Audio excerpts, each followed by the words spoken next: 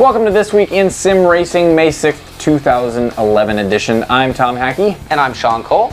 This Week in Sim Racing is sponsored by iRacing.com. To get 3 months for the price of one, head on over to our site, InsideSimRacing.tv, and click on any of the banners you find there. Any of them? Yeah, any of the iRacing banners. They're all over the place. So, speaking of iRacing news, hot on the heels of their recently announced Thrustmaster Contest, they're having a new contest.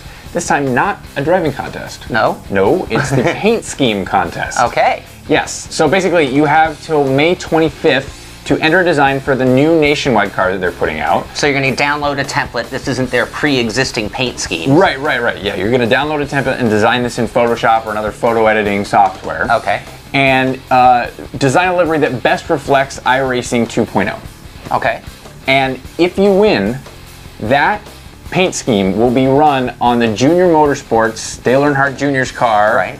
That Josh Weiss is driving for both the Lucas Oil Raceway in Indianapolis and Iowa Speedway. That's pretty amazing. So not just a top car in NASCAR, but I mean Junior's car. So that one's going to get some attention. Yes, absolutely. Well, that's quite a prize. I mean, the whole world would see your car. Yeah. Oh yeah, it's going to be out there for 2 whole races too. That's a long time. Right on. Also, don't forget to check out the next iRacing World Championship Series road race on May 7th and the NASCAR iRacing Series World Championship oval race on the 11th. And these fights, I want to call them, these races this season, I mean, nobody knows who's going to win. I mean, last season you had clear-cut winners, but I mean, it's just crazy. That's good. I think you like to see that. Yeah, very entertaining. Battling. All right. Well, iRacing also has more going on. They have a new partnership they've announced with McLaren Electronics, and this is going to feature some new telemetry stuff. So until now, we have been tuning our cars based on tire temps when you go into the pits and how it feels.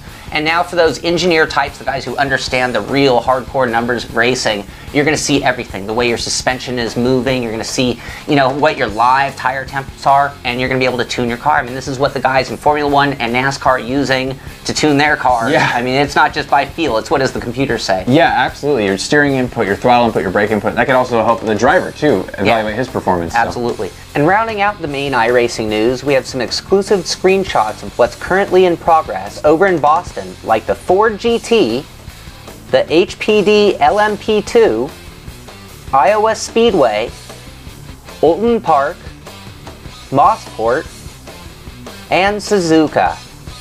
And on a side note, not really iRacing specific news, but still dealing with iRacing, the Landon Castle Qualifying Challenge went on, and a good friend of our show's, Kenny Humpy, I interviewed him back in Boston. He won the challenge and $2,200. And with a lap time of 26.995, that's how many dollars per second? That's a lot of money per second. We'll let YouTube figure that out. 200 of it came from Dale Earnhardt, though. Yes, yeah, which is great. And we're so happy for Kenny Humphrey, so good job, man. Yeah. All right, in other news, Shift 2 got patched on all platforms, and guess what they've almost completely eliminated? I'm hoping so bad steering lag. No, it's easy ups. No, I'm just kidding. No, it is steering lag. Yeah, they almost completely eliminated the steering lag, so it feels much better now. And that's great. I mean, the Achilles heel of that game so far. Really was. It was really killing it. And so it's really good for Shift. I mean, that's really going to pump it up a little bit, and it's still going to feel like you have the 2-foot sidewall thing. Shift physics. Yes. Okay. But at least you can get used to that and drive it and not be frustrated. Right. Well, that's going to do it for the first half of the show. When we get back, we're going to have some PSN news, some Motorstorm apocalypse, a little DIY button box that we found, and more. Here we go.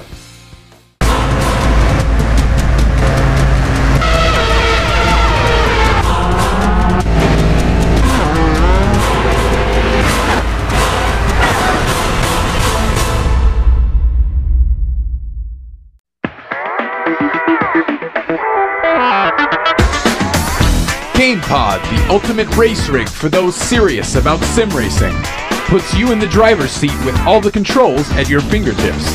Be number one on the road, in the race, in the game. GamePod, the choice of champions.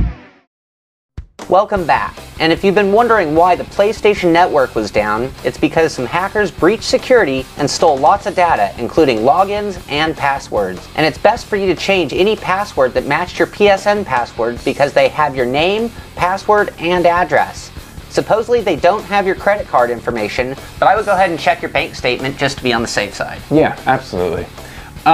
Speaking of Sony, Motorstorm Apocalypse was released just a couple weeks ago here in the United States. It was delayed because of the tsunami in Japan, and all of our hearts go out to everybody in Japan and anybody with family there. We hope for a speedy recovery, and we couldn't even imagine going through something like that. No, certainly a good enough reason to be late on a game, though. Yes, absolutely. But it was released here, and we decided not to do a full review on it just because it is a completely arcade racer diversion game. Controller only, so what do you expect? Yeah, but so much fun. Definitely worth more than a rental. The third in the series for the PlayStation 3. Yeah. And very, very cool. Lots of destruction. And lots of cool cars, lots of cool rides in general across the board, too. Oh, yeah. So check it out. Okay.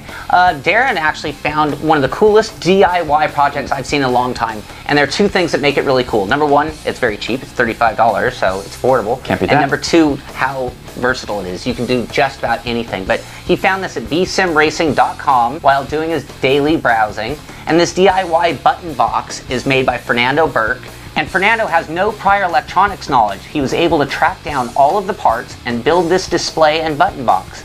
Darren contacted him through iRacing, and he sent us a video with footage of this button box in use. The total cost of this project without the Arduino was $21, including all components and the plastic case.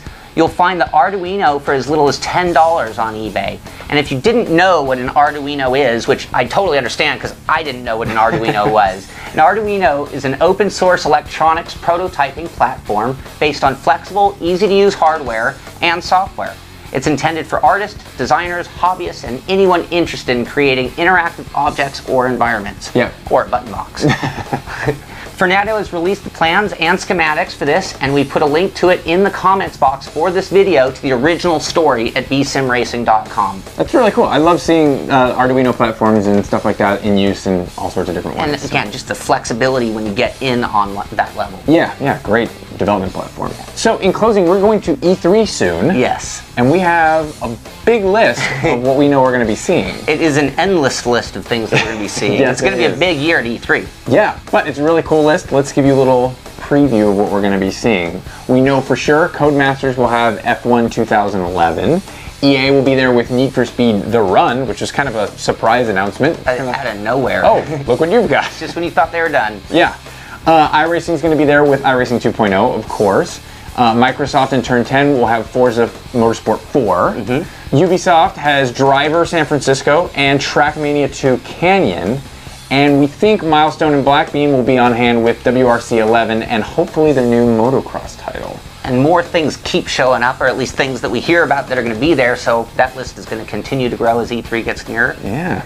So that all sounds really awesome for E3. If you know of a game that we haven't mentioned that you know is going to be at E3, please let us know. Or if you yourself are going to be at E3, drop us a comment on YouTube or go to our forums and join in the conversation and let us know when you're going to be there. We'll say hi to you. Sounds good. Now I noticed you didn't mention Dirt 3 in that. Well, while we were filming this very episode, good old FedEx came. I love FedEx. We answered the door, and what did they bring us, Sean? They brought us a copy of Dirt 3. So this is not a retail version. No. This is not even ready for prime time, but we're going to get to check it out, and you'll get to hear from it. Absolutely. About it. Hopefully we'll give you some preview stuff on that. So anyway, thanks for watching. That'll do it for the week of May 6th. Again, go to our website, InsideSimRacing.tv, check out the forums, and join in on the conversation. I'm Tom Hackey. Sean Cole. And we'll see you next time.